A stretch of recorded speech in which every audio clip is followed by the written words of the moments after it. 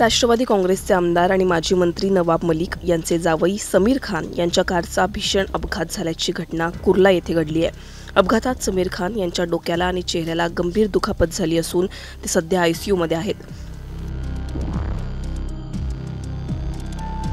मिळालेल्या माहितीनुसार समीर खान आणि त्यांची पत्नी निलोफर हे दोघे त्यांच्या घराजवळ असणाऱ्या क्रिटिकेअर हॉस्पिटलमध्ये रेग्युलर चेकअपसाठी गेले होते। चेकअप झाल्यानंतर दोघेही बाहेर आले। समीर खान यांनी चालकाला आपली थार कार घेऊन येण्यास सांगितलं। समीर खान गाडीमध्ये बसत असताना ड्रायव्हरकडून चुकून ब्रेकऐवजी ॲक्सिलरेटरवर पाय पडला। यामुळे समीर खान गाडीसोबत पुढे फरफटत गेले। अपघातात समीर खान यांना गंभीर दुखापत झाली आहे। आता सध्या त्यांच्यावर आयसीयूमध्ये उपचार सुरू आहेत। अपघात झाला त्यावेळी मलिक यांच्या कन्या आणि समीर खान यांच्या पत्नी निलोफर खान या सुद्धा गाडीतच होत्या।